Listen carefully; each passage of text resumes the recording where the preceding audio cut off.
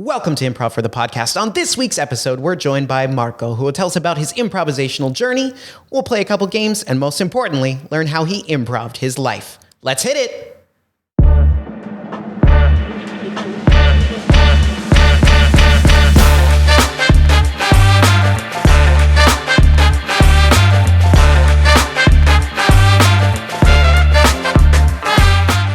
Welcome to Improv for the Podcast. I'm your host, Michael Lee Evans. And today I am joined by the incredibly talented Marco. Marco, how are you doing today? I'm doing great. I'm ecstatic to be here. So maybe some of you might not know, and maybe you don't know, but this podcast was supposed to start before the pandemic. Yes. Jamie and Matt were organizing it, and I was one of the first people who wanted to was called in. Me, Sky, and I forgot who the other were, but we were like the first guests. Oh my gosh. And then it didn't start because of the lockdown. And now I'm here and I'm super happy. Yeah, well, I didn't even know that. I mean, I knew there was some rumblings of a podcast, but I didn't know that you were scheduled to be a guest and then it didn't happen just because, everything went crazy. And Sky too, that's amazing, friend of the show. He's been here. Yeah, that's true, in that exact seat. Mm-hmm. Well, I am so glad you're joining us here tonight, Marco, and we're able to make up for what was lost a few years ago. Yes, it's fine it's good to pick the things up that we've left behind. Yeah, definitely. I think about that a lot these days. Like every day I do something, I'm like, oh yeah, this, I couldn't do this for a little bit, and it's good. It's a good thing. Yep. All right, so I want to ask you, Marco, just to help our audience at home, what is your relationship to IFTP? When did you first get involved? How long have you been a member? So, if anyone doesn't know, I'm from Italy, and so I guess I have to tell a little bit before I get to you. Just give me a second. Yeah. So I think I encountered improv theater, comedy theater. When I went to acting school in Milan. And that was I learned it there. And fast forward, I moved to the States. I moved here in LA.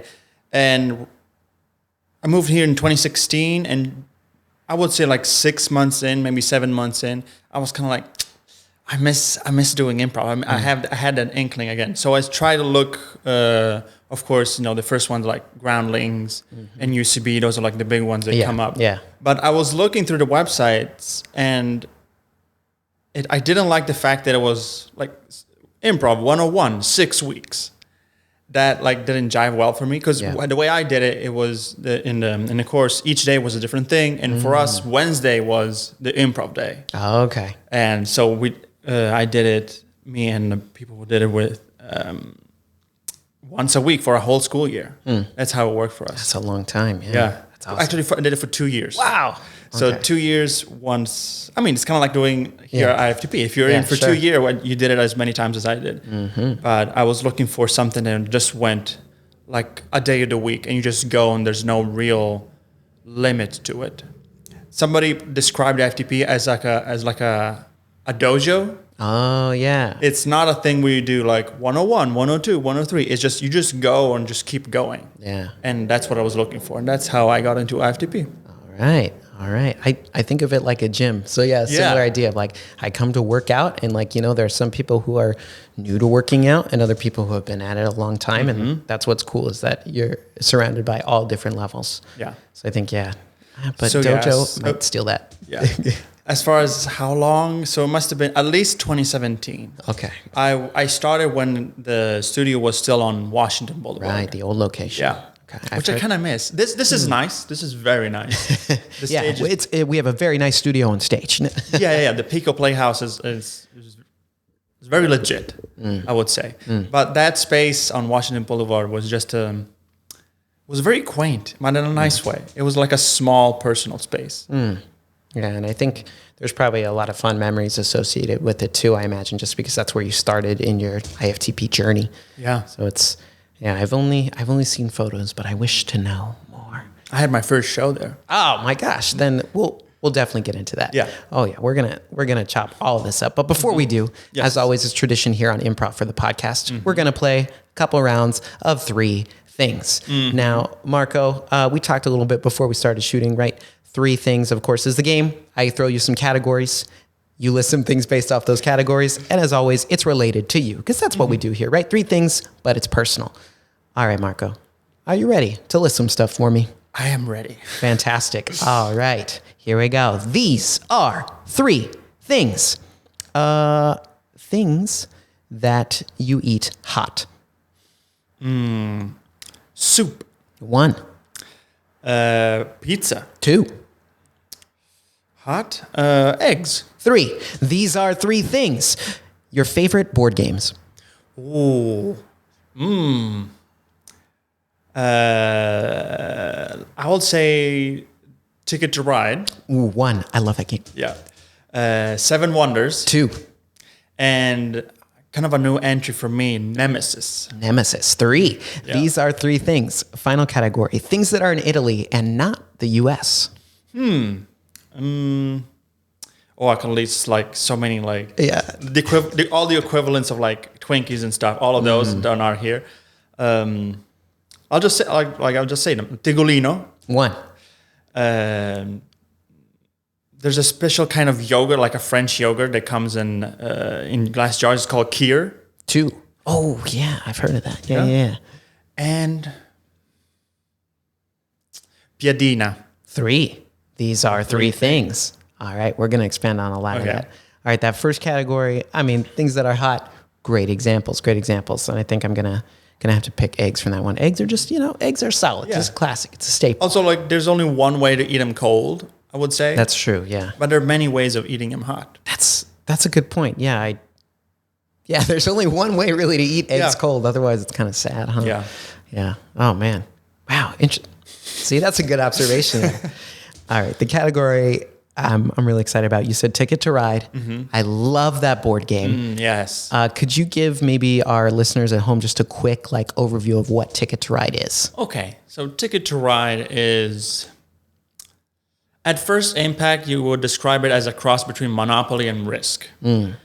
It's basically, you have, the original version has the map of the U.S., continental U.S., and there's a lot of all the cities, well, not all the cities, but most of the cities are pointed out. And there's empty tracks that connect all the cities.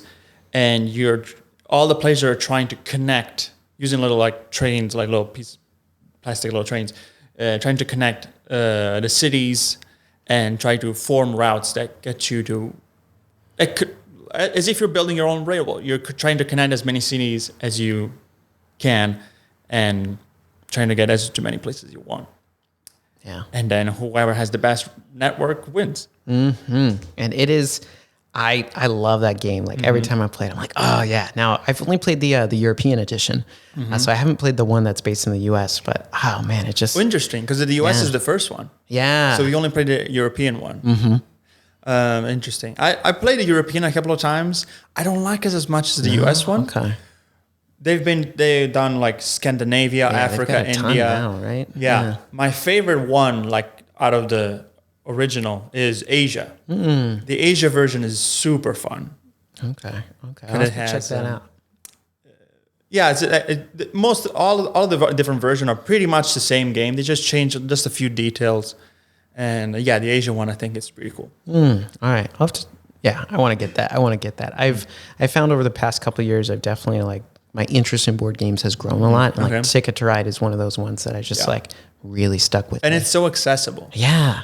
You play with some friends who never played before, and maybe they'll lose the first time, and then after that time they'll be like, oh, I get it now, and they can play, and you almost be at level. Yeah, and I feel like a lot of people are like, oh, I love Settlers of Catan, which is it's a fine game. It's a fine game, but for me personally, I'm more of a train guy. I just give me those trains. Settlers of Catan is a little bit old. I feel like it's very popular, but it has its age, and you can tell that it's a bit clunky in certain aspects. Yeah, and I think I do better in games where I'm not Ticket to Ride is you're kind of focused on your individual mission and journey, and sometimes other players get in your way, but at the end of the day, it's me, my cards, and how I'm connecting all these cities, and then at the end.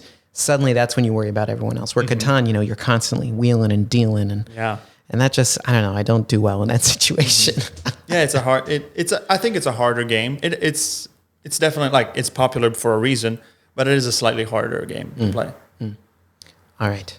Well, thank you for chatting board games with me. Oh man, it's good to meet another Ticket to Ride fan out here. Yeah. That last category I asked you, things that are like your favorite things from Italy that are not in the U.S. You told me about that middle one, the French yogurt, right? Yeah. Here, I believe. There's a brand here that's called Oui, like yes. So I get it, that one, but over there there's one it's just called KYR. And yeah, like it brings me back a little bit. Yogurt in Italy, actually, I could just say yogurt and period, because yogurt is a little bit different there. Here, like American yogurt is, here you can find Greek yogurt, which is very like pasty, very dense. Yes. And then you have like quote unquote yogurt, which is, no, it's fine. It's actually, it's not bad, but it's not density wise, it's not that far from the Greek one. While Italian yogurt is much more smooth. You can almost drink it. Wow. Yeah. So it's like 3 levels. There's Greek, there's American, and then there's like Italian over here. So like any Italian yogurt will feel very different from an American one.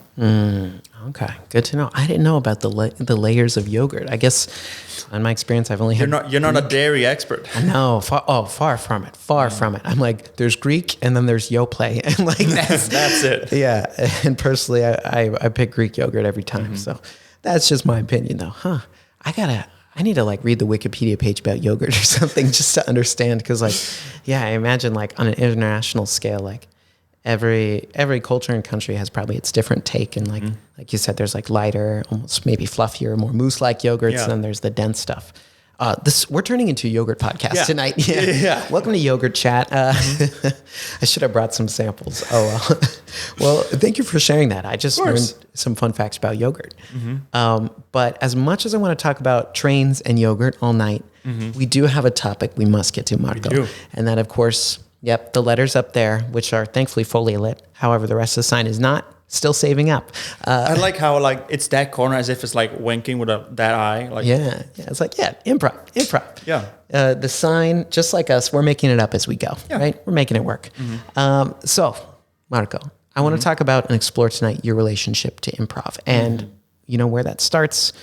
So, my first question for you is this: when was the first time in your life you learned about improv? Not necessarily performed it, but just suddenly you're like, oh, improv, this is a thing that exists. When was that? Well, as I mentioned in the beginning, I think it was in acting school. I think, so here's an interesting thing. Most other people say, like, whose line is it anyway? A lot of people, yeah. And I also have that experience of like discovering because I would find YouTube clips of it. Because I didn't have it on TV. It didn't air in Italy, of course. But I actually don't remember if I discovered Whose Line Is It Anyway first or did improv at school first. I think I did it at improv school because by the time I discovered Whose Line Is It Anyway, I kind of understood what it was. Like it didn't surprise me. Yeah, you weren't shocked by it. Yeah. And even at school, it's not like I heard the lesson, I saw the schedule. It's not like I went like, oh, what is this? It's like it seemed almost obvious that would have been there. It didn't strike me as as like something out of the blue, even though I never seen it or never performed it or never anything else. Yeah, but it kind of fit right into the fold of what you were already studying, right? You're like, okay, yeah, this is part of the schedule. Yeah. So how old were you when you started acting school? I was 23, 24, 25? 25. I think 25. Okay. Yeah. 24, 25. 24, 25. Okay. So it was like acting school. So was that with a focus on stage acting, I presume? Or was it just like generally the skills of acting and you focused on many different aspects through the program? Many different aspects. We did like during the course of the year, we had, we kind of shot like an episode of a quasi sitcom kind of a deal.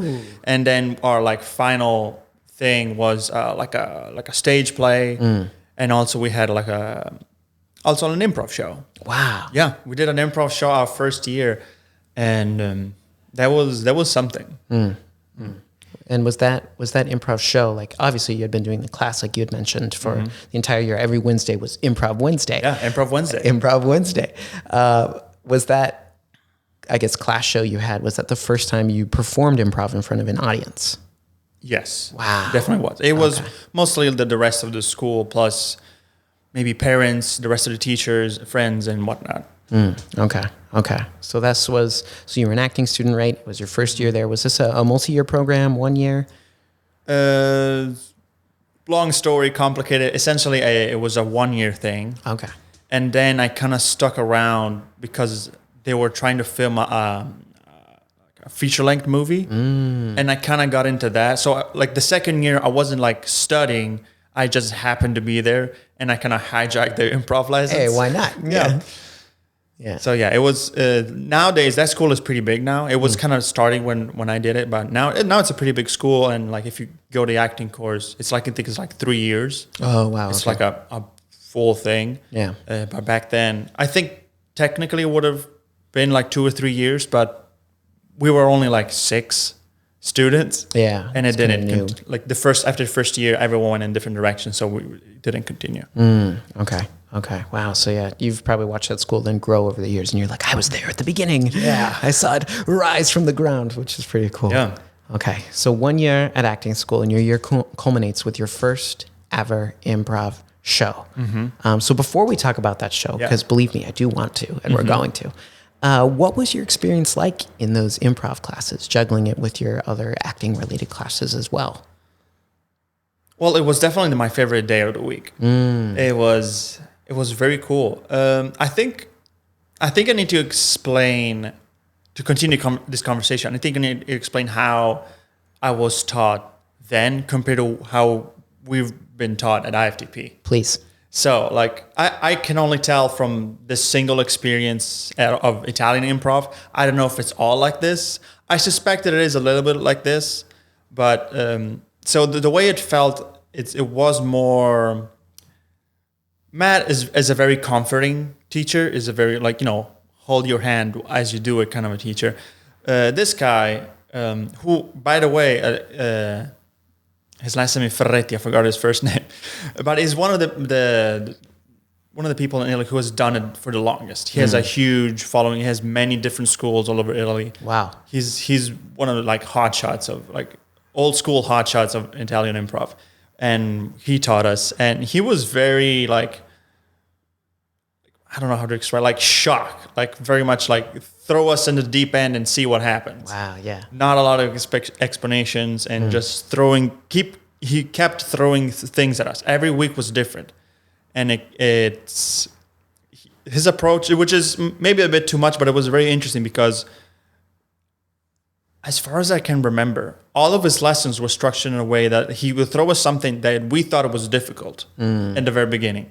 And then, okay, you've done this. Now do it again, but like harder with some other limitation. And then even more limitation or something, like it would make it each lesson was progressively difficult. Wow. And by the time we got to the end, we think of what we started with, and we were like, oh, like, why did we think that was so hard? It's so easy compared to what we just finished with.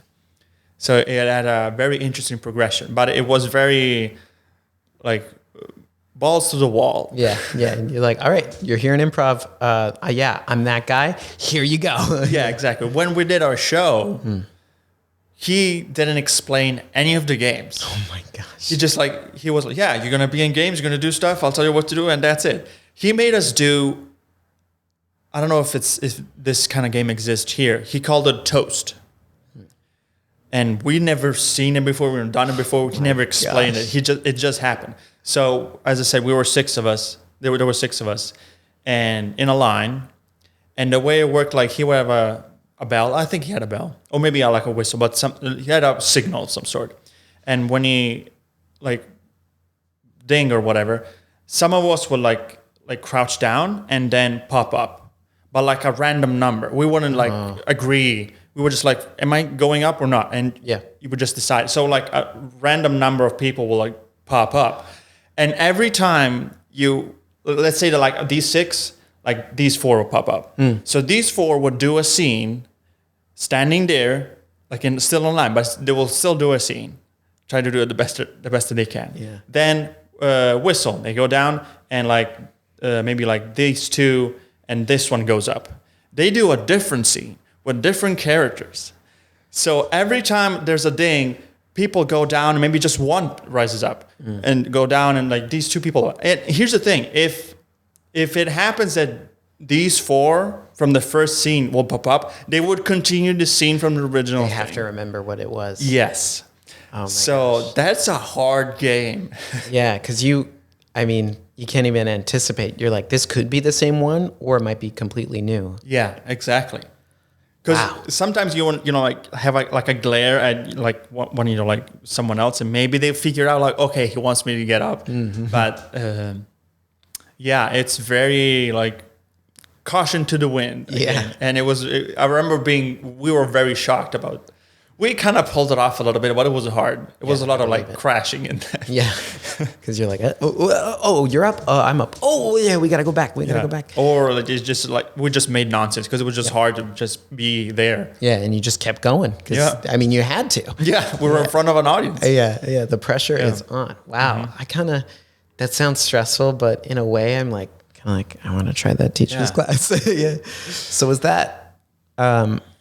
So what growth, because I know you had mentioned this, like what growth did you feel you saw in yourself as an improviser from the beginning of your year there to the end when you finally got to the show? Was it in particular exercises or concepts or kind of guidelines in improv that you got a lot better at? What was that for you?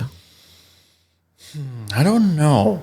I'm sure I just like, it's been far enough that I don't have, oh yes, this is where I learned this. I definitely learned a lot of basic game structures and also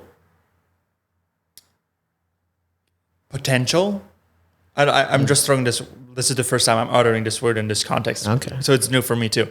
As in, like, sometimes you're giving an instruction, a game, and if you see it the first time, or if you hear it the first time, you might not understand the potential of what you can do with it. So I think what I took from that first year is you have this game, you have this opportunity. I think I figured out the scope of what you can do with it. Like I can analyze the opportunities that you can find in a game. And like, oh, in the context of Mind the Gap, that is what a thing that I can do. In the context of I can only use certain amount of words, these are the things that I can do to exploit that. I think that is because he like throw us so many gimmicks. I think that was the main thing that I caught from that. Yeah, and that year. I imagine like over time, as you were going to those classes week over week, like you began to understand potential more and more because you'd be like, oh, we're playing this game again. Last time I did this, I didn't know, but now, and you just learned the options and the moves that you could make. Yeah, right? That is really cool, and I think potential is a really good way to put it because that is so true. And it's not just like, oh, I've did it before now I know what I can do. It's also figure out the hidden, like, because if it's something like you can do a scene in which your actions, your space work is coherent, but not your words. You just ramble random words. So hearing that, you can do a number of things, but like after, I guess, in understanding potential, what I hear is, oh, there's so many things you can do with your body. Regardless of what you say, to make a scene interesting. So I guess there's like the instruction, and then there's like, here's the things that you can do to make a scene interesting given this instruction. So I guess that is the potential. Yeah. So like the ability to see the game, like, oh, that's what I can do with that game. Yeah, learning to play within those constraints almost of like, wait a second, there's a lot more, like you said, like learning to use your body in different ways.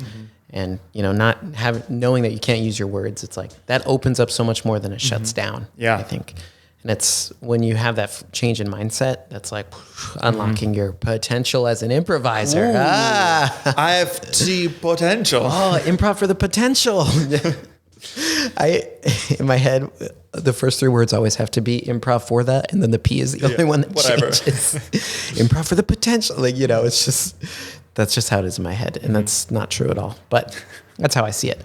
All right, I think that is really interesting. And in those classes, were you mostly focusing on short form games? Were you doing any long form improv, or just maybe everything over the course of the year? I'm not sure. No, it was pretty much focused on short form. Short form. We didn't.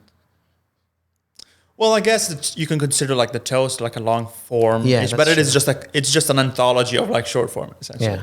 But yeah, even to circle back to how improv is in Italy, and again, I have very limited experience. I only have that, and I saw a couple of shows, and that's it. So maybe even now it might have grown since then. That's true. In my absence, it's not like the world. You go back and tell us. Yeah. But I remember seeing a show, and I remember like the teacher / director kind of MC of the night, kind of throwing. You could see that he was throwing his students like curveballs. There's almost like a slight aspect of hazing, as far as I remember it. I mean, it's not abusive, but it is a little bit like they're setting up to fail rather than to succeed. And you know, we know Matt. We've done shows with Matt, and like he definitely like helps us. Which in the history of IFTP, the first shows he didn't tell us. I don't know if I can talk about this. How Matt prepares us for shows. I think we can. We can. A little behind the scenes for you of Improv for the People improv shows. Exactly. So like in the show nowadays, I think he will tell us, okay, you will be in this game, we'll play this game, and you will be in it, and you two will be doing this game. And so he tells you the games ahead of time. Yeah, you know who you're with and what you're doing. Yeah, and if you don't know the game, he will explain it. Or, it will be like a general explanation in case you haven't played it or you don't remember it. So he really helps you with that. Yeah. In the earlier days of IFTP, he didn't tell who was in what game. Oh. He would say, these are the games we're playing. He will explain the game if an explanation was needed. But he didn't say, you'll be in this, you'll be in that. Ooh, a bit of mystery. Yeah, I think I kind of miss that. Like, I don't want to go back to like hazing and just being thrown into a toast. But like, I also like, I can take the surprise, you know? Because then you have a general idea. You're like, okay, these are some of the games we're doing tonight. I might be in this one. I might not. Yeah. And then it's still like, you know, you're sitting there in that moment and it's like, Matt's like, hey, can I get Marco to the stage? And you're like, oh, I'm in this game. I guess I'm doing correspondence letter. Ooh, okay. That's a classic IFTP game. Yeah, that's true. Interesting. I remember like kind of the first time. So I did a bunch of shows here, at least 8. So he put me doing correspondence with Shelly Pack. Yes. Because that was like the of the short forms that correspondence letters was like the big one. So he would put me, I guess, because I've after a few years I was like one of the more experienced IFTPers. So he put me with Shelly, and the first few times I did it, Shelly is so good. Yes. And she's so like quick and right on top of it. So it was really striking. I kind of hated it when he put me there.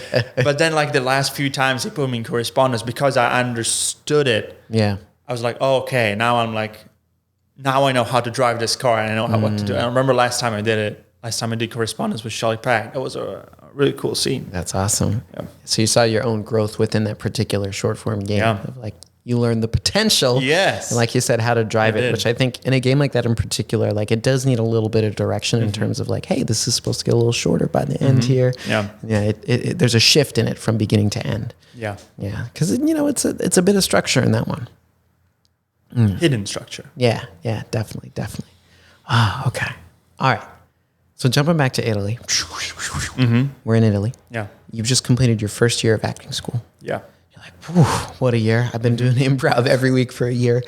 You have your show, and you mentioned some things about the show, and that your teacher in particular, one thing he was big on was just kind of throwing you out there, being like, all right, do this game, go. And that is definitely, I think, an awesome way to learn improv, and just like week after week kind of being thrown into, whatever it is. So you do that show. You finish acting school, but you hang around because they need you, right? They need you to play this part in the feature film. Was there, you said you maybe saw a few improv shows. Were you doing any improv yourself during that time, or you were just kind of No, I just, I guess there weren't as many opportunities as there are here. Like here, especially in LA, you can literally like throw a stone and you'll hit an improv studio somewhere. Oh yeah, 100%. Yeah. Over there, it's a little bit more a different scenario. And also at the time I didn't miss it yet. Yeah, because you just finished. Yeah, I just finished, so I was okay with not doing any. And then like as I said, as I came here, I was like, I feel like trying that again. Oh, wait, I just remember something. As one of the very few first places that I started hanging out when I came to LA was a little studio in Hollywood. Was a little theater in Hollywood. Who would used to do shows, and they would churn through the cast very quickly, like maybe once a month. Wow. Like the whole cast would just change. And that's, for a lot of people just moving to LA who want to get into acting and whatnot, that was like the place to go, because it was free. They just took you. Yeah, just whoever. Hey, come on down. Yeah, come on in. So it was an easy entry point. And they did have free improv classes on Mondays. So I did that a couple of times. But I think there's something about the sad truth of doing classes for free is that the people who go are not super committed. Yeah, because it's free. Yeah, it was okay. Like I remember what I did back in Italy to like fuel me there.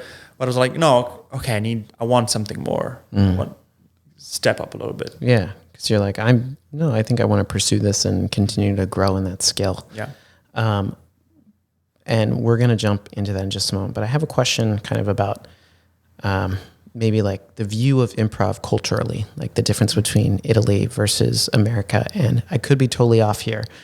But if I remember my theater history correctly, I would think that maybe in Italy, well, I imagine improv is viewed differently just because I think here in America often, especially modern improv, like being, based in LA, New York, and Chicago, right? Those are the three big places, and Toronto a little bit as well.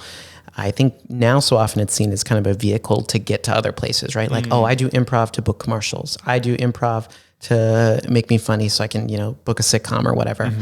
Where I think in Italy, and again, correct me if I'm wrong, but improv often has its roots in like commedia dell'arte and like goes back hundreds of years, right? There's such a rich history there, where American improv, goes back to like the late 40s, the 50s, with like... Oh, I thought it was just 80s. No, I guess the 40s, Beverly, Yeah, Viola Spolin, helping kids, but, it eventually turned into like the fast track to SNL. Yeah, exactly. Yeah. So by the way, in that acting school, we also did commedia dell'arte. That was Thursdays. Okay. That was also very interesting. One takeaway that I want to add from commedia dell'arte to improv that was really interesting.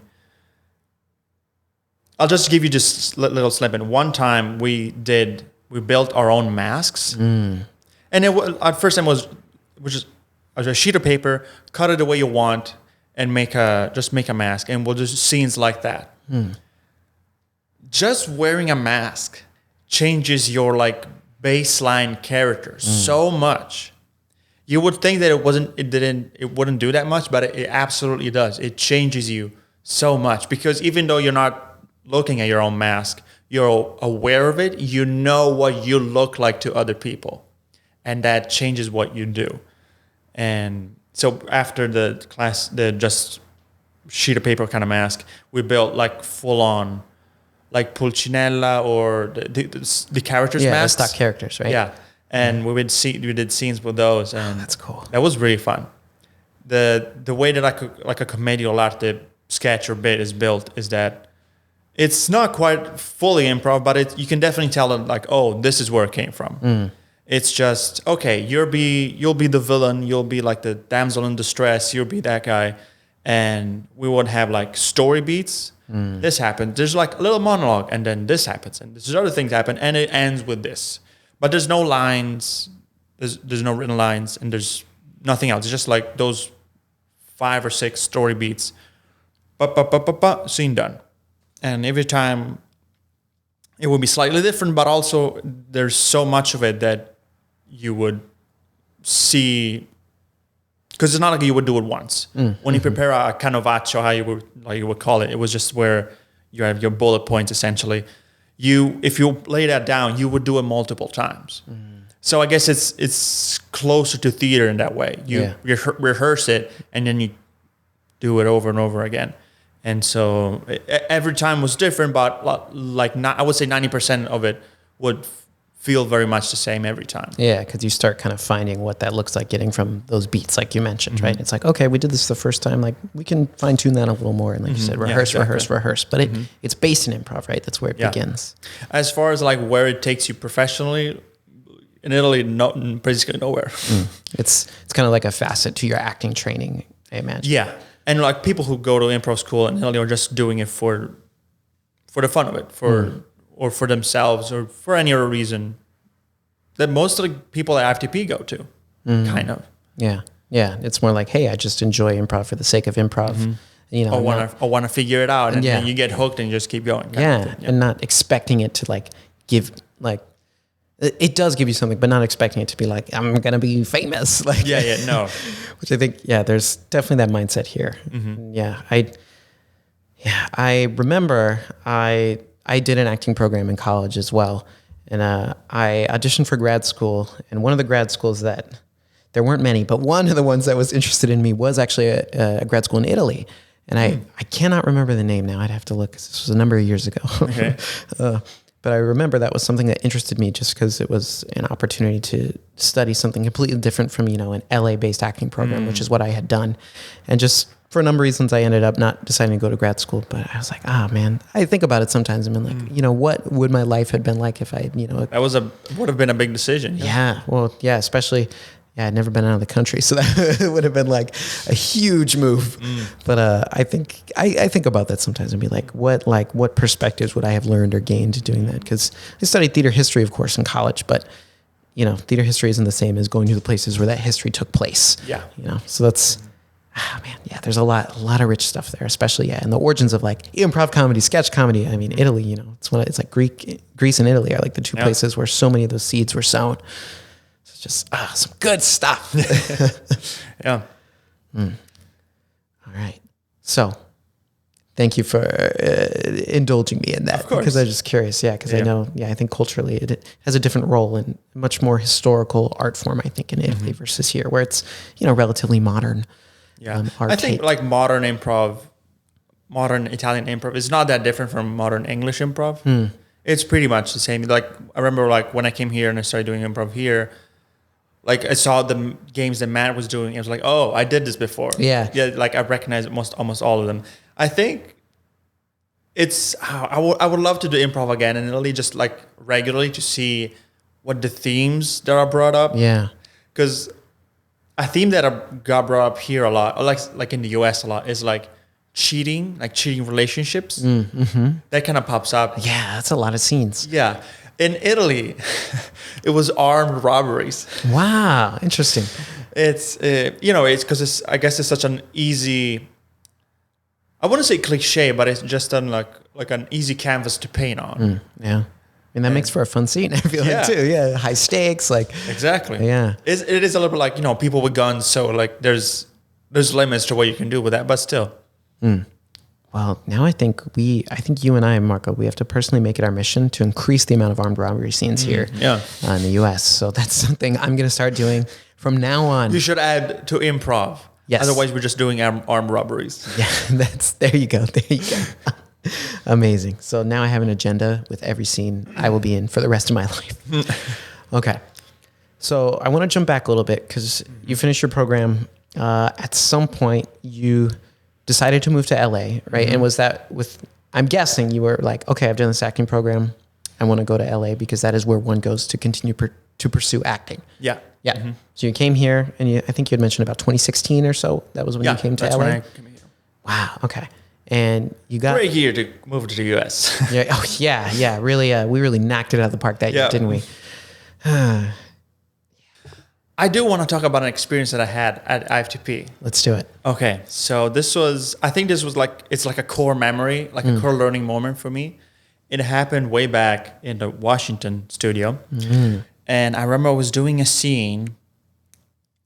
Long story short, the thing of the game was that it was that kind of trap game that Matt sometimes does. I don't know if he still does it, but like I've done it in Italy too. The trap game is, instead of doing an improv scene, huddle up together, decide what the scene is going to be, what is going to happen, and then do it.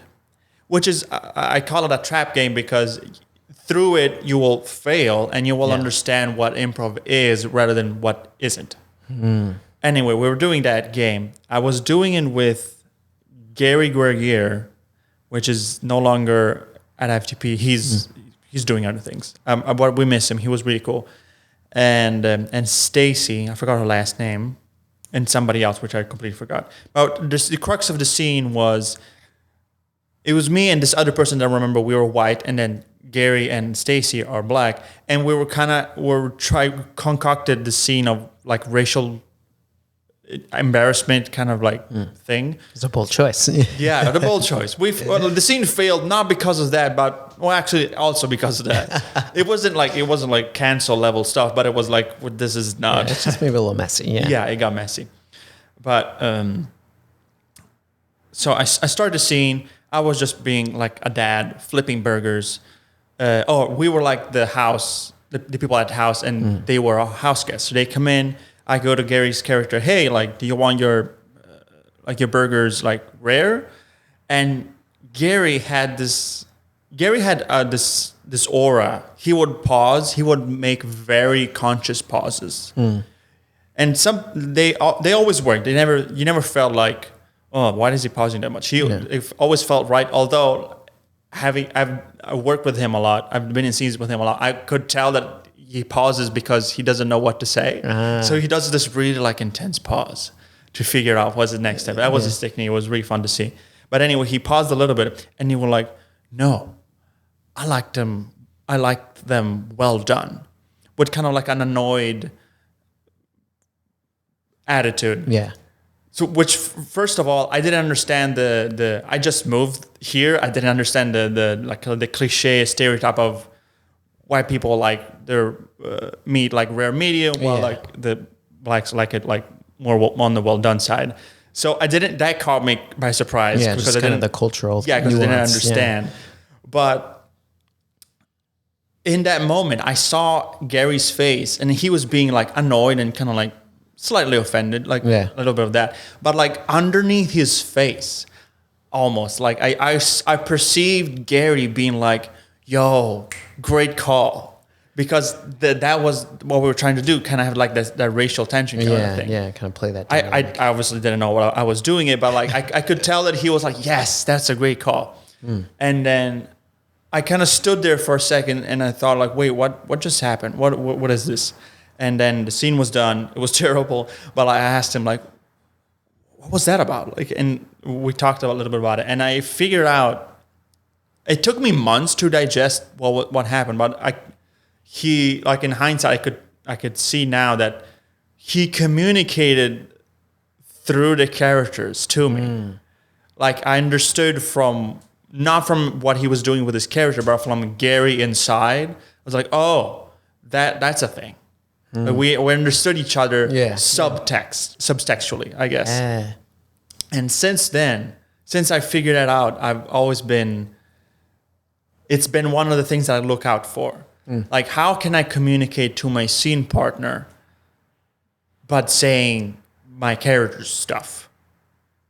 And how can we like hook up that way? Hook up, maybe that's not the best word. Like link up, sorry. Wow. Link up through what is being said. And that has been a huge learning moment for me. Like a learning process. Again, it took me like a while to figure out what happened, what I saw in Gary's face that made me understand that. Yeah. Wow.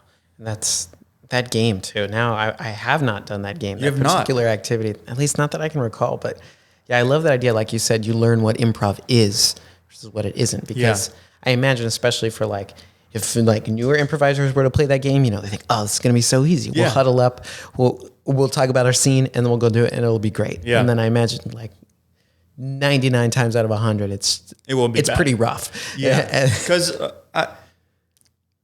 because you don't like when you talking about a scene. Oh, we'll do this and then this, and you'll say this, and you pull all that down, but then nobody understands the timing of it because like everyone has different priorities to all of those plot points that you've decided. You play. Yeah. So when you go on scene and try to do it, everyone has a different pace. Everyone like misses the mark on something, And while when you're doing a real improv scene, things are being discovered by all the players all at once at the same time. Yeah. So nobody's out of. I mean, if somebody can be out of timing because they're not understanding what's going on, but that's a different kind of missing the mark. Definitely. And I think, yeah, like you said, that point, everyone's moving at their own pace, and they're like, they have the same agenda, but they're hitting it differently. Yeah. Versus discovering it together, which is, yeah, I mean, that's a huge difference. And I think if you're watching that as an audience, it's very easy to see. Yeah. So you'd kind of mentioned some of the things in your early like IFTP career, let's call it, right? Some of the things that were an adjustment from going from the Italian improv scene to IFTP. Were there any other challenges that you encountered maybe in your first year here, or some things that you're like, oh, that's different, or that differed from what you had learned from the techniques, or was it mostly like a pretty easy transition? On the level of what we were doing, it wasn't problematic at all for me because it was basically the same stuff. Yeah. Or the different flavors of things like Matt had this game of one person is the realtor, one person is someone who wants to buy a house, and they're visiting the house, and the realtor has to like keep up with the buyer's questions, Right? And you have to like, oh, what is this hole for? And what is like the people who the person who wants to buy a house is like asking weird questions and like making up spaces or objects inside the house, and the realtor has to justify them. In Italy, I played that same game, but it was about a car. Ah. So it was the car salesman and the car buyer, and but it's essentially the same. So it didn't feel like I was right at home. Yeah. What was difficult for me was doing it in English because I wasn't as proficient. Like Italian is still my first language. I'm not as quick as I am in English. I'm not as quick as I can be in Italian. And I sometimes stumble on, even today, I sometimes stumble on some vocabulary that I can't remember, that I can't recall.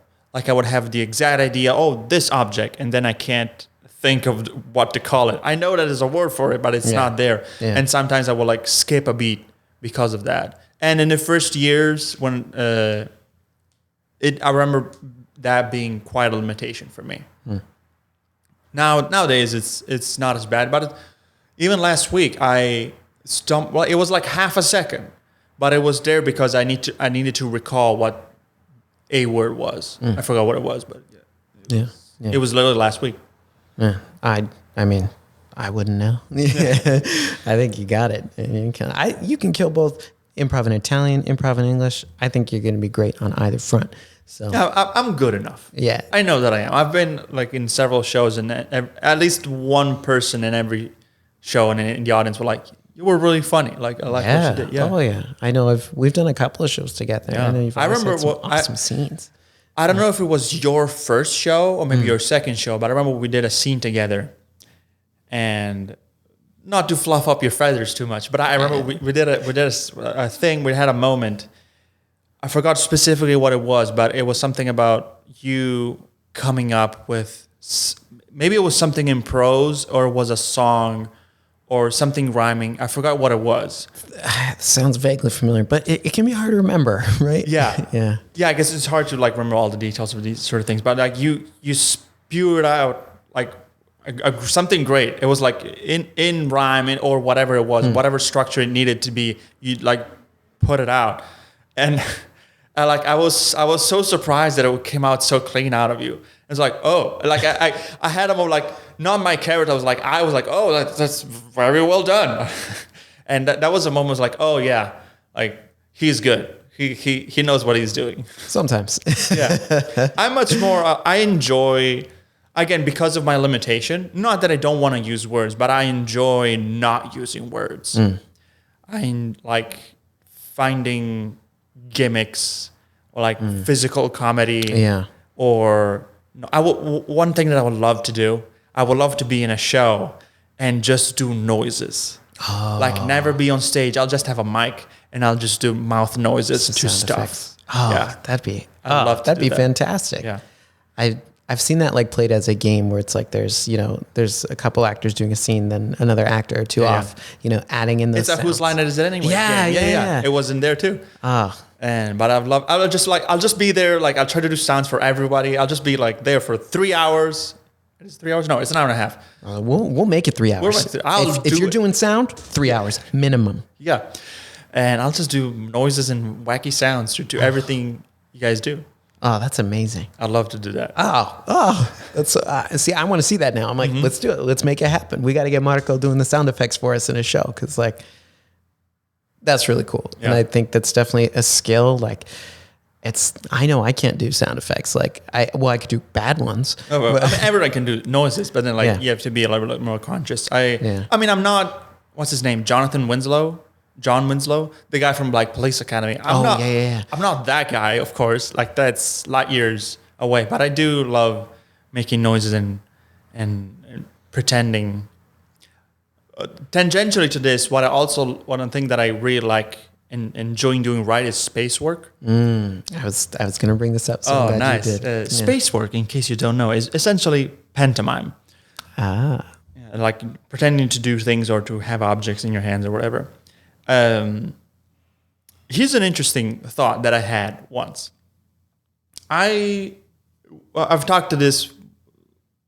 Well, I don't want to put anyone in trouble, but I've been asking Matt to like make me like try to give classes to do classes, and so and happened a while, and I also like during the pandemic, and also one time when I went to Italy, I met with some friends. And I taught a class just for friendly, like I just gave a class, and so I have thoughts on what games would I bring to teach and whatnot. Every time I did a show or a scene, well, not every time, but like a lot of times in which I did a scene or a show, people will congratulate me on how good my space work is. Yep. Here's the thing, I wouldn't know how to teach that. Because it's not something that I guess I did learn it in improv. I practice it, but it's so mine. Like I wouldn't know how to teach it. Yeah. I remember one time that I realized that I not surprised myself, but I saw through myself that I was good at that sort of thing. At an acting school in Italy, we were working on the stage, not improv. We were doing stage stuff. And I had a prop, like a cardboard coffee cup with the dish, but like stuck to it. It was like a solid thing. Yeah. And I was just holding it and doing a scene. And then the scene was over.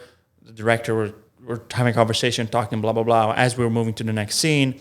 And as that conversation, like out of scene, was happening, I was still holding the teacup, coffee cup, as if there was liquid in it. I was like conscious of what liquid was in it, and I was making sure that it wasn't getting spilled. Yeah.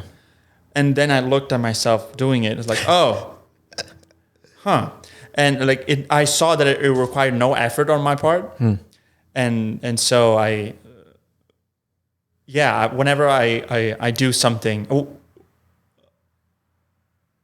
I think it was like 2 weeks ago, I opened a Twinkie and ate it. And people were like, I loved how you ate that Twinkie. Yeah. And it's like, I just opened a Twinkie. That I just did the movements of whenever, like, just rub up here or. Yep. But it was like, people loved it. And like, okay, I guess I'll just eat Twinkies or whatever. Yeah. And that's my crux. I wouldn't know how to teach you how to do it. Yeah. And I think that was one thing I was going to get to, because I can remember this specific scene. I don't know if it was in a class, because I think we were in the same Wednesday class for a little bit, or a show, but a scene where you played a butcher. And I think you mentioning that story about that cup as well, you just have an innate ability, I think, to kind of respect whatever object it is that you're working with, right? Yeah. And that like respect you give towards that object adds so much realism to it. And I think you're very right. That's hard to teach, because I think it's something some people just have. Yeah. And others, it takes a little more work. And like, I know I've seen you work, just like you get the minute details of whatever task that it is you're doing. And it's, gosh, I want it. I want that skill. It's because like, I cannot, because here's the thing. Of course, you can teach it, and everybody's just be like, of course. Okay, you have like an envelope. Do an envelope, but that's a boring way to teach it. That's not how I want to do it. I would try to engross the person into doing it, but other than just repetition and just like doing that mind picturing in your head, I don't know what else I could like. Yeah. I guess like it's like teaching singing is kind of hard, not because of the techniques, but like how do I explain to you what to do with the inside of your throat with breath without showing it to you? Because you can't do that. Yeah. You have to talk with so many metaphors. I took a couple of singing classes, and I also had a friend who taught singing, and they just come up with so many metaphors because there's no way of. You can't just say, well, do it. Yeah. Sing. You're singing bad. Now sing good. Yeah. Just pretend that you're gurgling yogurt and like or something. Like, it keeps going in metaphor after metaphor. And it's probably something like that to teach space work. Yeah. It's just a lot of repetition and a lot of like feeling the texture and all sorts of things. Almost like visualizing the real thing, because that's what it is you're doing. You're like, in this scene, within the context of whatever scene I'm doing, this is real, and you're giving that same respect, the weight of something, where you place it, how you hold it, how you move it, how you fold something, all of that is like, we're all going to recognize it when we see it, especially when it's done well. It's going to be like, oh my gosh, they're doing the thing. Yeah. He's eating a Twinkie. He's, just whatever that piece of space work is. It's very interesting to see when somebody doesn't do it right. Yeah. I don't want to say that because it's hard for everybody. But it's a learning thing too. Yeah. I mean, like just opening doors for some people is difficult. I can see how that's not how you open a door. I see how I see their thought going through and be like, I'm going to open this door. But then what they do with their arm is not what they would do with a real door. Mm-hmm. And that is such an interesting gap. Yeah. To both to see, but also like, how would you explain that gap? How do you explain, I know you were opening a door, but you were not opening a door. Yeah. That is such an awkward, it gets into like psychology, like how there's such a weird. Yeah, like how you think you open a door versus how you actually do it. And I think like, that's too can be, depending on the scene and I think who you're with, like can be a fun thing to call out within a scene. Yeah. Like, if it's like getting a drink or like, just doing something like monotonous, but your scene partner or you do it strangely or weird. And like, that's such an opportunity there to be like, you're opening that can of soda strangely. Yeah, that knife you're using is so soft. It's so like floppy. What are you doing? You're right. Oh my gosh.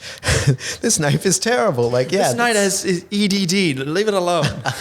No, ED, just no second D. I mean, there could be, depending on how bad the knife is. And I think that right there is something like that an improviser can use, right? If, if you or your scene partner in a scene like their space work, is maybe just a little off, like, that's information right there that you can take and steal and be like, all right, let's turn this into something. Yeah. Because your knife is all flopping all over the place. Or the way you open that door, like this must be a weird door. Yeah. And it's an opportunity. Yeah.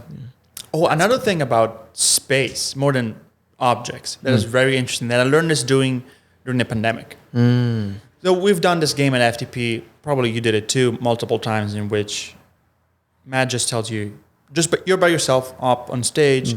You don't say anything. You just walk into your house, walk into your room. Yep. Maybe not you're like pretend to be a character who's entering their room, but like you just enter in the room and do stuff. And that's the thing. That's a very good game, and it's very interesting. And it also, like, I guess that would be a good thing to develop your space work, your imagination. Also, you're like picturing in like space creation. During the pandemic, me and a bunch of other IFT peers, Keenan, Annie Rose, and friends of the show. Friends of the show, yes, Nan and Elico and some other people. We met in the park, just by ourselves, wearing masks and whatever. But like we didn't want to just not do it, so we just went in a park and just kept doing it. And we made a very interesting discovery. We played that same game, but it was actually in an open space of just grass, that is a very hard game. Yeah. Because, and this is my theory, when you're in an open, like limitless space, you have to imagine where the walls are. And that is more like mental energy than if you were doing it in a room. Because when we do it at an FTP here at one of these studios, those are the walls. You don't have to imagine where the walls are. Yeah, they're there. You're given something. Yeah, so you don't have to imagine that. Well, given limitless space, you have to think of those things too. Yeah. And so it was really funny. We all made very tiny rooms because we couldn't, like, it was just hard for us to fathom a bigger space. It's not like, maybe like after a while we did it, but at first everyone made very tiny rooms. Yeah, because you're used to that classroom or stage setting. No, it was even smaller than like these spaces. Oh man. Because of the fact, even having more space, we took even less room to make our room because it was just hard to imagine the space where the spaces ended. And that was a very interesting discovery, how like creating space is much more of a toll on your brain than you might think. Yeah. But I mean, doing improv, it's mostly inside a room or on a stage, so you don't really have to worry about that much. Yeah. But if you're conscious of it, then you can. Like if you were to do like a room scene and you have to do a room at the Pico Playhouse, you're probably not going to use the full space. Yep. But you are going to put walls somewhere, and that is a decision. Yeah. That if you set up the scenes, then people will respect those walls that you've created, and so yeah, it's something to consider. It's a thing. It's not just space like object work. It is space work. Gosh, now I kind of want to go to the park and just try and do that and see what I would do. And having this information, would I be like conscious enough to be like, wait, go bigger, or would I just keep it real condensed?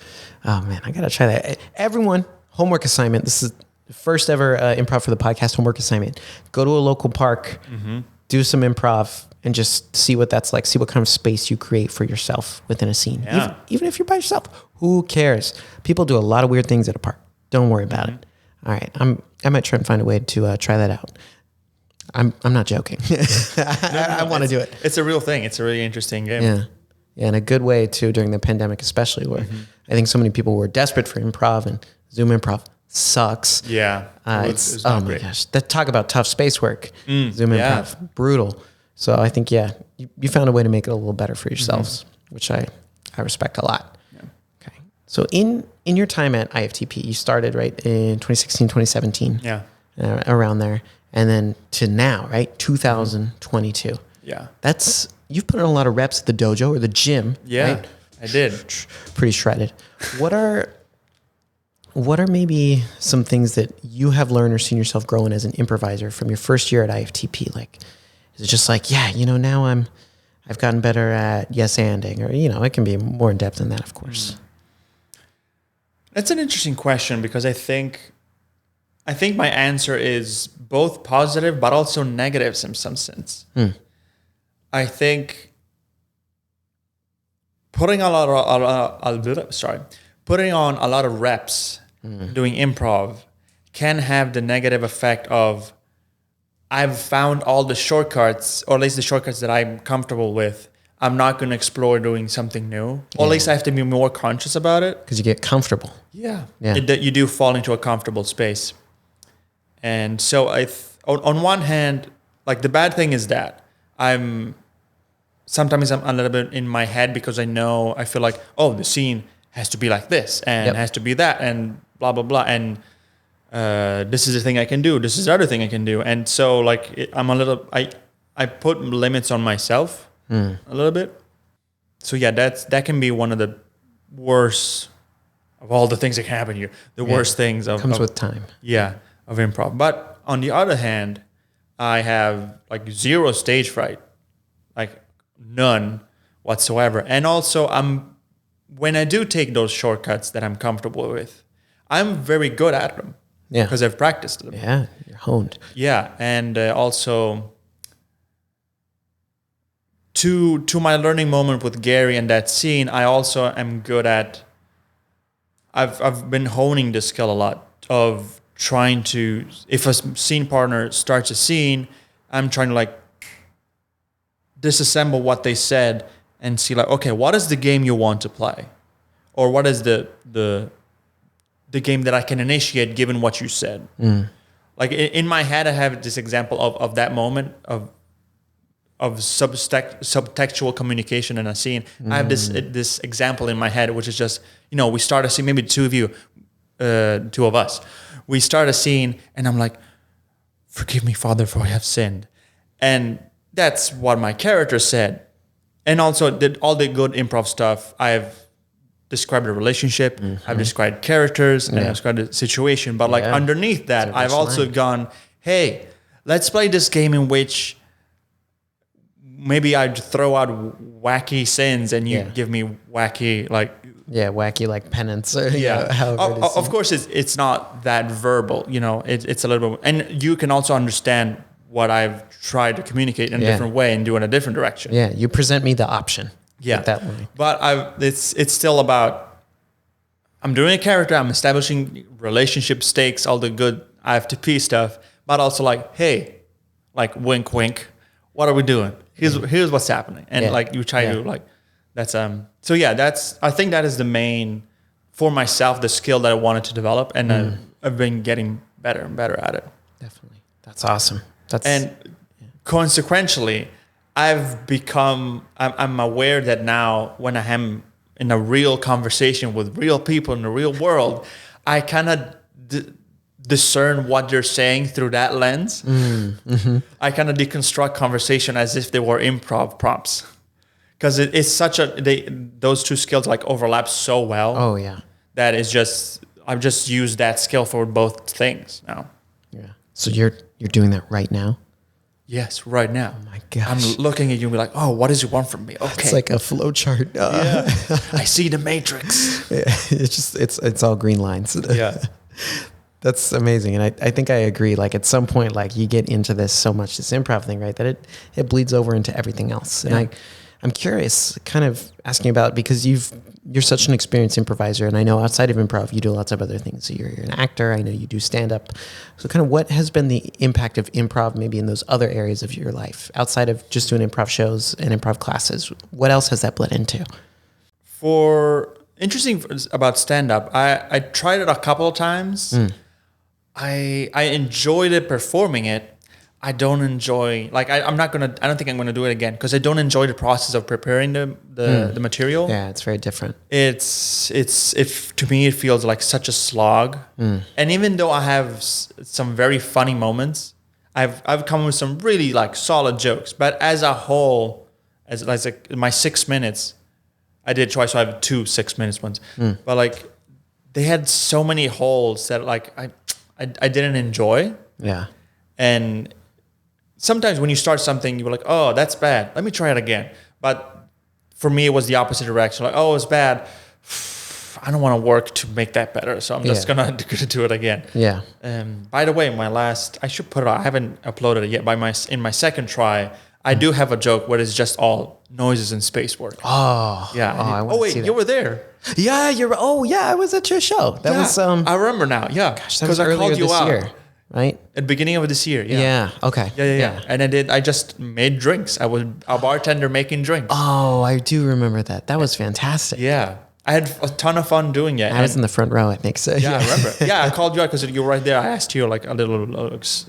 I think I asked your friend or something, or someone who was sitting right next to you, and they were drunk or something. So I was like, you know what? I'll just ask him. Yeah. This guy's a little more. Yeah.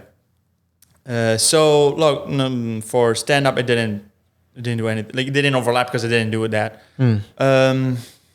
I guess in normal life, I just like throw like zingers out more. Like I definitely know comedic timing a lot better. Oh yeah. Comedic timing was hugely improved. I was I think I have a little bit of funny vein even before. Sure. But now like I know what note to hit and when. And even if it's not super funny, people will be like, I get it. They have that, I can trigger like a sympathetic reaction with people just for saying that thing at that time. As far as like acting and whatnot, I think like reading text, having all this improv experience reading text, like lines and whatnot, made a huge difference. Because now it's no longer about, I don't know how like I did acting, but I wouldn't consider myself like a proper actor, like well studied. But I didn't go to like, it wasn't a fancy school. It was very like low to the ground, just basics. So I'm not like a super trained actor, but he's being modest. I'm being modest. So I don't know how a proper actor does what they do to read and understand text. So when it comes to stories, not like narratives in general, I kind of see them as races or just like driving forward with different kinds of vehicles. So like a big blockbuster movie, it's like a cruise. It's a huge machine, thousands of people involved, huge budgets, and that's what it is. Maybe like a Netflix series is like a Formula One, like a lot more slimmed down, but still very expensive, very precise, and like a leaner machine. Fine tuning. Yeah. And then like somebody making a video on TikTok is like going on a skateboard. Yeah, it's just them pushing. Yeah. Improv, it's like soapbox racing. So you jump into your garage and you're like, okay, I need to build a car. What do I use for wheels? What do I use for this? And you just pick random stuff, build a car, and hope that it works. Yep. And so having done that a lot and having experience with trying to just pick up garbage and make a car out of it, now I see text, I'm like, oh, the car is already built? This is so easy. Like it's already done. I just need to get into it and drive it. Yeah. I guess that's my metaphor too. Like, I love that metaphor. Yeah. And I think the different like class of vehicle for each of those things is very true. And I think you don't give yourself enough credit because I'm going to tie back to something you said earlier where you talked about early in your improv education and acting school, you talked about, right, finding potential. And I think you can apply that same idea to a text, right? As an actor, right? Exactly. I sit down with a text, I've got this one pager here. I take a look. Every line has different potential and it's up to you to determine where that potential takes it. Yeah. And you know that because just like it says with those games, right, that you mentioned, like once you understand the game, you know how it works. Same thing with the text, right? You're like, okay, I see this line, I read it. I have an idea of what it's saying. There's so many different ways I can take this. Yeah. So it's that same idea. It's that same idea of what is the potential for this vehicle, right? Yeah. Like you said, the car's already built. I just got to get in and drive it. And how you drive it is going to look different depending on who you are as an actor. Right. You made that real nice there. This is a nice little bow. I love that car metaphor.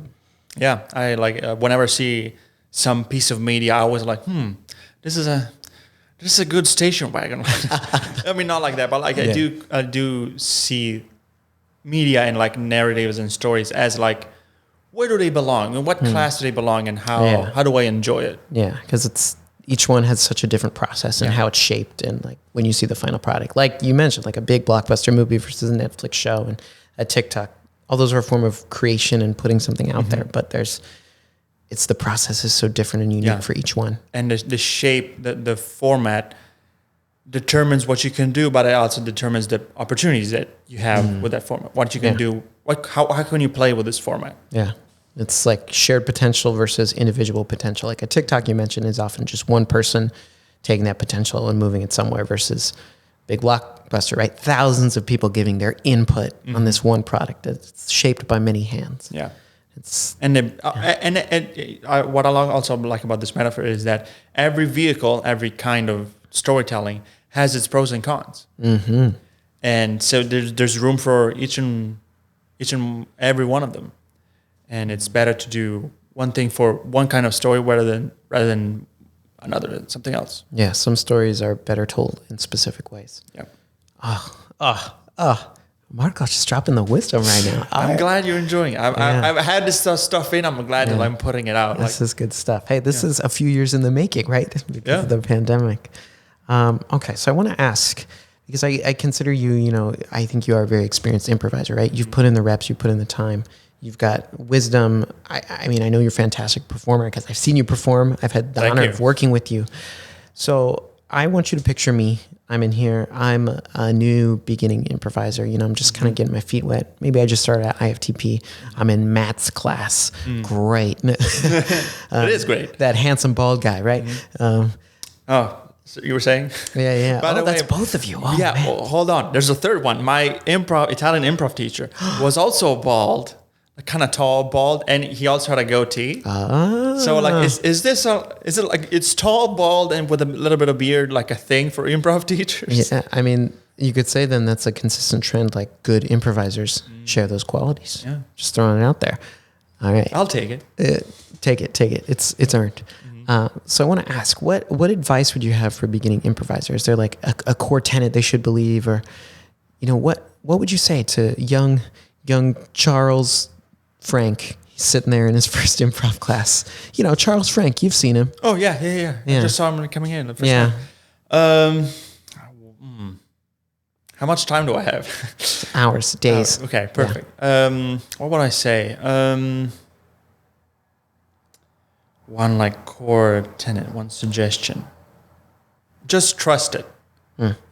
Don't doubt yourself. Just trust it. It doesn't even like trust, because sometimes like trust yourself can be a little bit like there's a little bit of baggage in that.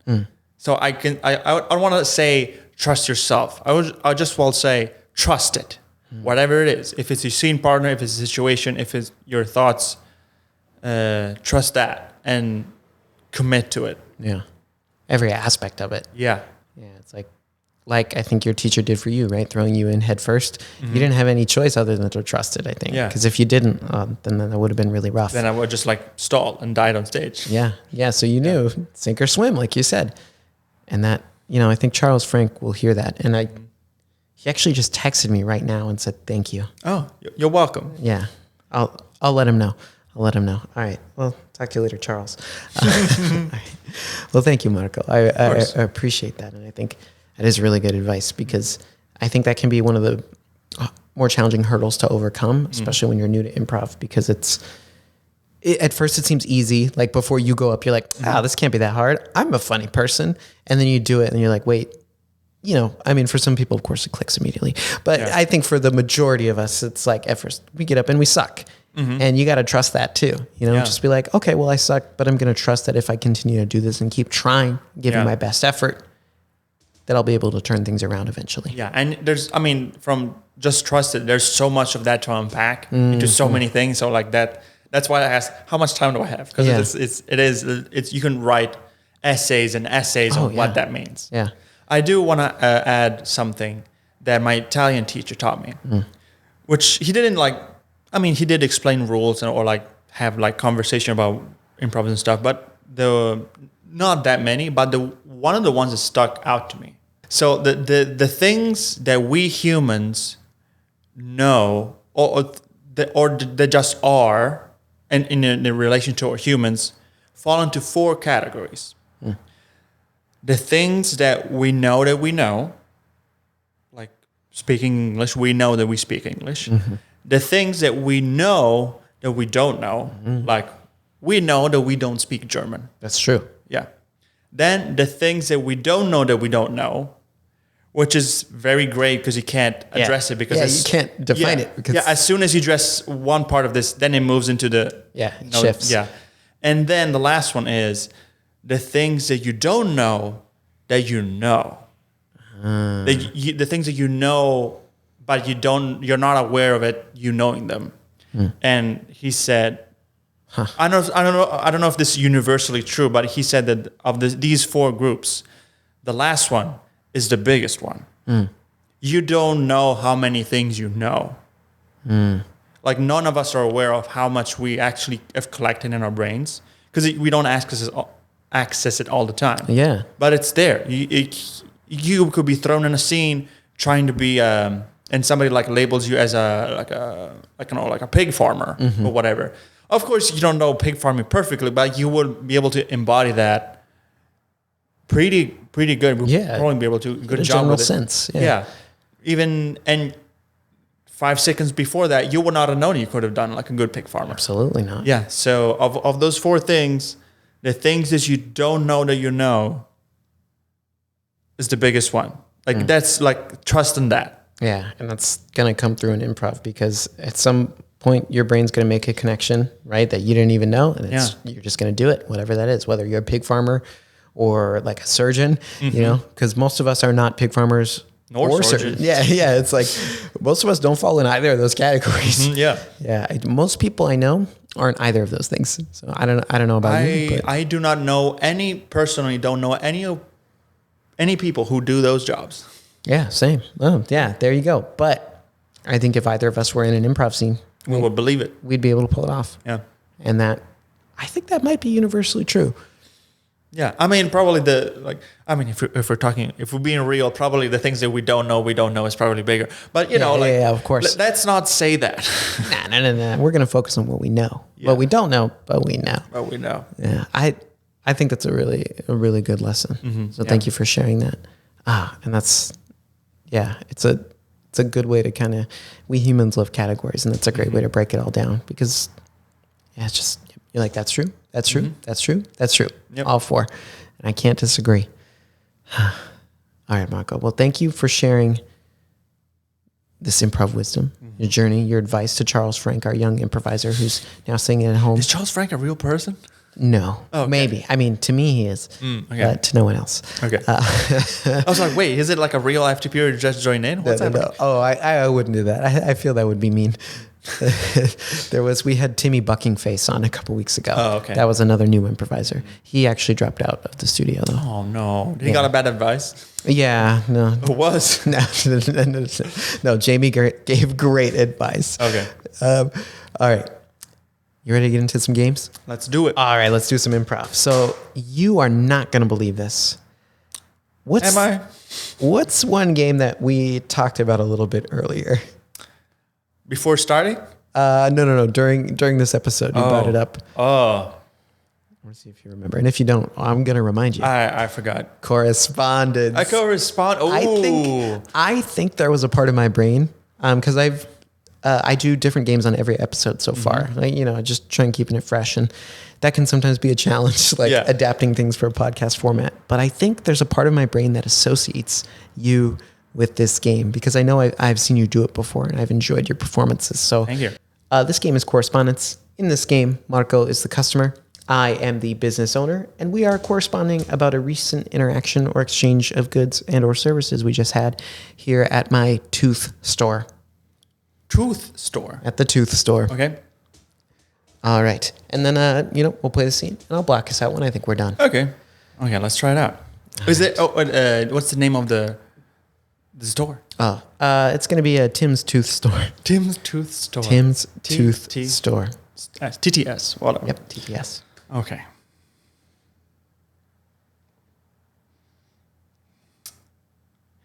Dear proprietor of Tim's Tooth Store. Last week, I went in to buy some premolars, some human premolars, for my niece, only to discover that those were molars for chipmunks. I was quite disappointed, as my niece is not the size of a chipmunk, she cannot use said teeth. I was quite disgruntled because it was supposed to be a birthday gift for my niece, and now the birthday party is ruined, and I'm very, very, very unhappy with the service. I would like a refund and possibly a set of good teeth with maybe a silver tooth thrown in there. Worst wishes, James Crickets.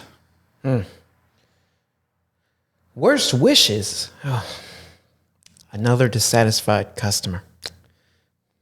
Dearest James Crickets, upon reading your name, I thought of the character from Pinocchio.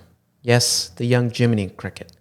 I don't know if this is the first time you've heard such a comparison, but I want you to know that just like Jiminy Cricket, we can make something happen if you wish upon a star.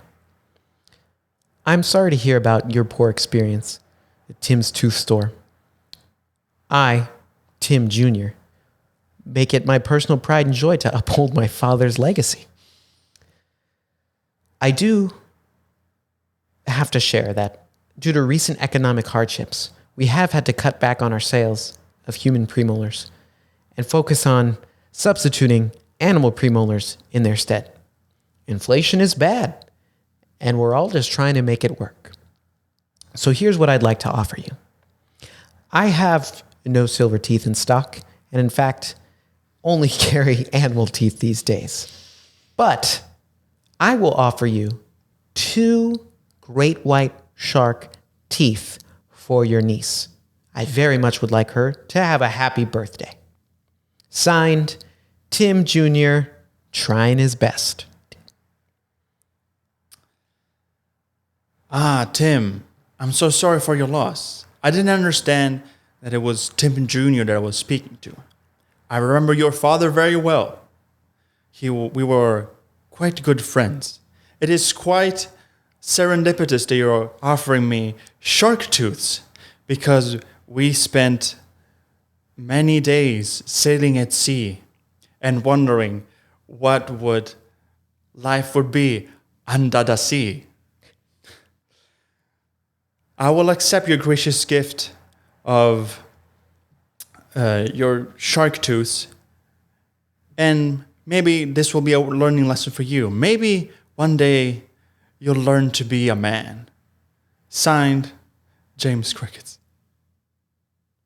James Cricket? It is not your day to be a lucky cricket like in Mulan. You do not think I am a man?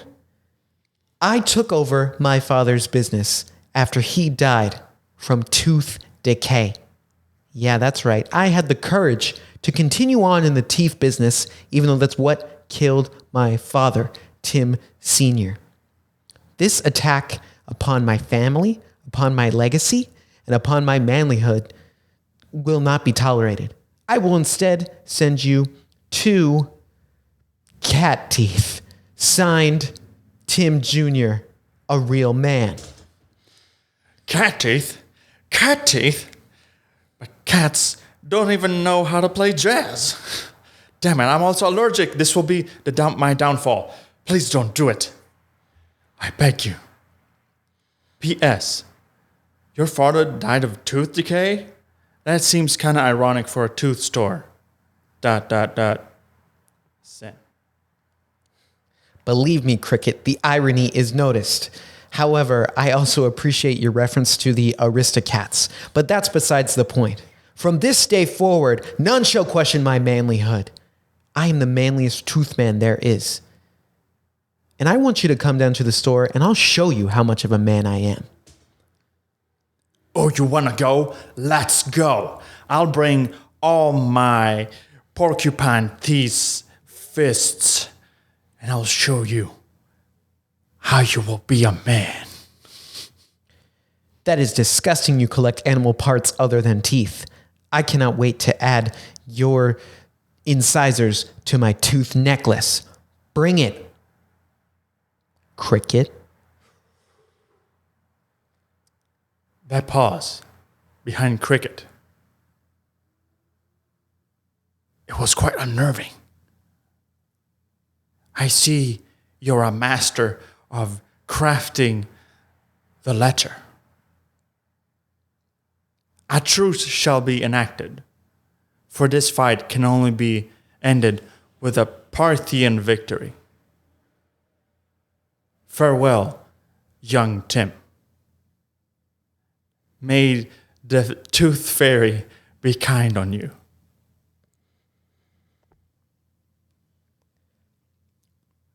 Oh, Cricket. These kind words were unexpected, for I was preparing for one last battle to prove my manliness. Although the Tooth Fairy has not been kind, I have lived these past 20 years with no real teeth of my own, only dentures. Thank you for the kind words. I wish you all the best. Here's a 20% off coupon coming your way. Tim. Yeah, the Tooth Fairy, yeah, she can be a bitch. Blackout! Oh, man. I would have continued the catchphrases from Disney movies, but I'm not a Disney nut enough to quote that many Disney we movies. hit enough. We hit enough. You know. Also, I pointed at the camera for 1 second. That I was getting stuck on a word, as I said before.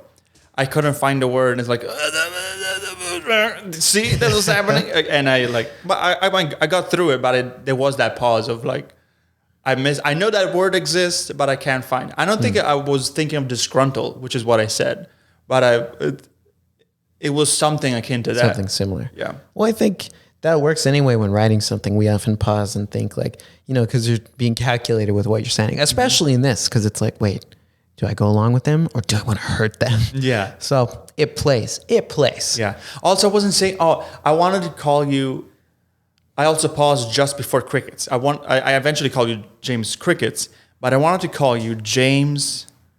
What is the thing you put on teeth? Like when you grow up, you put on like braces. Braces. Yeah. I wanted to call you Braces. Oh, like brace face or something like that. No, just like James Brace. No, it would have been my name. Yeah, it was James Braces. I would have called myself, but I couldn't. I forgot how to say braces, and so. But I remember I kind of felt in my guts that it's something with the C and an R. Yeah. So it just went with crickets. Yeah. That's how it popped out. I kind of liked it because that sent us on that Disney path. Yeah, and we used each part of the pig. We threw nothing of the pig. Yeah, that's good. It's very resourceful. Yep. There you go. All right, we're going to go ahead and move on to our next game. And this is an interesting one. So this game is called Crabtree Conundrum. I do not know that one. You might. An odd name, but my online sources have many interesting games where I find. So I believe this is based off actually something from South Park. I have not seen very much South Park in my life, but we're going to roll with it. Okay. So the gist of this game is that two players are going to start a scene, and at random intervals throughout the scene, I'm just going to ask you, what did you say?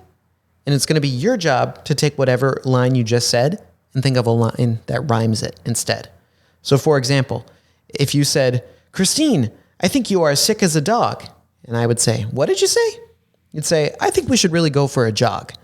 So it's going to test your quick rhyming abilities. So it's kind of like No Choice, but like it is a little bit. Okay. Yeah, No Choice is one of my favorite games. I do quite enjoy New Choice as well. When Matt started putting me on correspondence, the first time when I was still hating it, I was like, oh, why am I not on? I want to be on No Choice. You're like, no, give it back. Yeah. Okay. All right. So that's that game. So at random points throughout our scene, I'm just going to throw that wrench your way. I'll just go, what did you say? And you got to rhyme it. Officer, my bad. I can't believe you. This is my first time robbing a bank and you were here already. God, I suck at planning. You must be. I work here every day. You didn't see, I'm the security officer right here every day at this bank. Seriously? Yes. Well, I'll be honest. My planning consisted of I went on Google Maps and did the Street View thing, and it seemed like a pretty chill bank. I didn't think it would be that hard. That's what you do to try a restaurant, not to rob a bank. What did you say? That's how you get some latex for a spank. Oh, yeah, that's what I was going for. I'd rob this bank, then I'd have enough money to get spanked. That's kind of what I'm into. I mean, that's life, When you have that much dough, you want to get spanked. Yeah, you get it, man. Yeah. You're a chill officer. I still have to arrest you, by the way. Oh, okay. Well, we can have a fun drive. Yeah, I appreciate it. Being in the back of this car isn't so scary. Yeah, I mean, you might have a little bit of vomit stains, but it's comfy, it's wide. Yeah. There's a grate, but you don't think about it too much. I try not to see it. Yeah. Well, officer, I need some advice because clearly I'm not very good at this, and I thought casing the joint on Google Maps would be enough, and I didn't bring any threatening weapons with me. I just had a spatula. I thought spatulas are kind of scary. So, it is a cooking tool, but that's about it. You probably need. You could do it with dynamite instead of a gun if you're not a gun guy, but you need a weapon. What did you say? You need some. You need to feel threatened. Oh, I need to be threatening. No, to feel threatened. You have to look like you're about to be scared, but like also you have to be sneaky. That's how it works. Yeah. Oh, I see. Yeah, I don't think I was sneaky at all. I opened the door and immediately said, "Hey, everyone, I'm here to rob this place. So if you could just, I've got my backpack here." Which is, I mean, it's a good approach. I can see it out of Thank you. But like it needs to be like a little bit more no nuance to it. You know, there has to be like a little. Oh, like I got to be tougher. Yeah, you gotta be tougher. You gotta be mean. You have to have your weapon, and you know you have to. Well, like here's a question: you have all that cash. What are you gonna do with it? Where are you gonna bring it? I just thought I'd go home. See, that's a mistake. That's a mistake. You have to bring it to a safe place. Find a guy named Boris who has a fridge and put that money in the fridge. What did you say? Put that money under the bridge. Oh, Bridges are the best places to hide money. That's everybody knows that. You're so right. Everyone goes over bridges, not under them. Oh Listen, my like, gosh. what's your name? It's Thomas. Thomas, like, nice to meet you, Thomas. I'm Paul. That's it. Thanks, Paul. I guess, yeah, I was just calling you officer. I never asked for your name. Yeah, no, same. You just were like a street thug that robs banks. I'm not going to ask you for your name, but no, you use this as a learning experience. You'll be out in like a couple of years. Oh, sweet. So you'll be able to try again. And hit me up. Maybe I can help you out. Like, I definitely... I'll bring some tear gas. Yeah. I have this car is pretty fast. We can use this one. And yeah, we'll hide that good stuff under the bridge. Wow, thank you. Already in the short amount of time we've known each other, I kind of see you as a mentor. And you're my hero. That's what heroes do. What did you say? I have to poo. Blackout. All right, very nice, very nice. It's an interesting game. Yeah. I quite enjoyed that, and that was fun. I'd never played it either, so I was like, it's one of those ones we had to trust it. Yeah. Yeah. It reminded me of a game, also Italian game. There's just two people, they do a scene and whatever, and then at one point, one of them, out of the blue, will just ask, why? And from that moment on, that person can only ask why. And the other person has to justify all the whys, why. It's... it gets weird. It's a very interesting game. It's not like super funny, but it's very fun to play. It's a good exercise, I think. Yeah, because it's from the person who can only say why.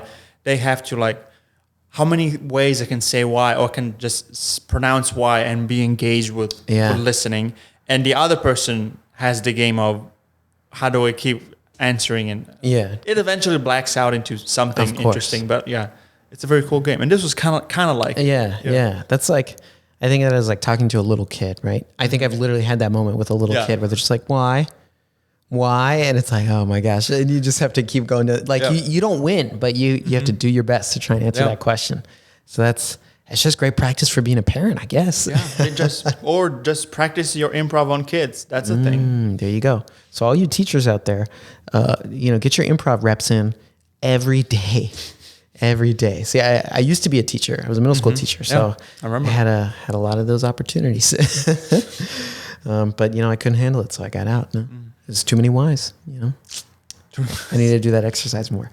All right. So this last game we're going to play is one that I'm quite fond of called Diminishing Scene.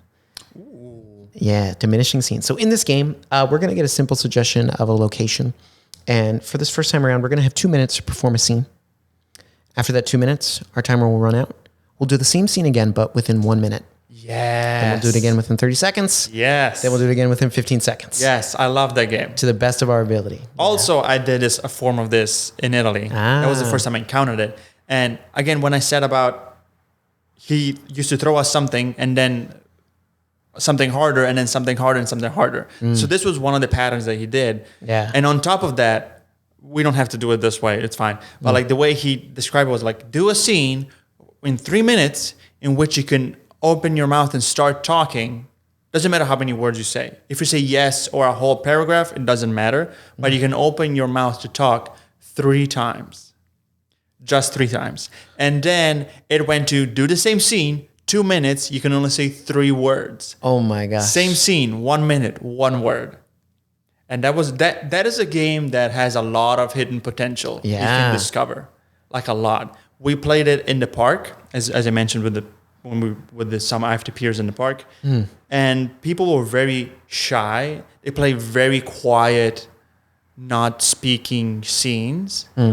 As if while the way we played it in Italy, we kind of figured out that we're not going to do a real scene by not talking. We'll just use our words and then just like hope for the best. Yeah. So the first time I did it, it was like super fast, like crazy. We made so many shenanigans that made no sense.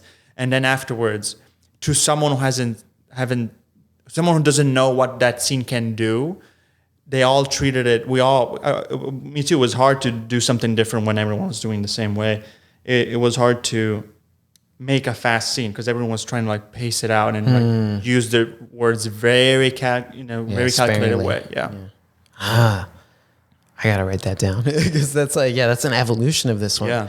This is easier. This is probably more fun. It's pretty fun. It's pretty fun. All right. So this is called Diminishing Scene. Our location, we have 2 minutes for this first one. We are in a museum. Okay. All right. And Carl, I mean, I can't believe that you don't like Monet. He's the best. Billy, I mean, you're right. I have respect for Monet, but I just, I look at his paintings and I don't get it. I don't get it. And you always don't get, like, we watched Star Wars and you don't get it. We went dancing and you don't get it. Like, do you get anything? I just don't like art. I don't like creativity. I think it's stupid. I think it's lame. And I think people try way too hard. So expression, disgusting. So the whole world is just a bunch of tryhards? Yeah. I wish everyone would just chill out a little bit.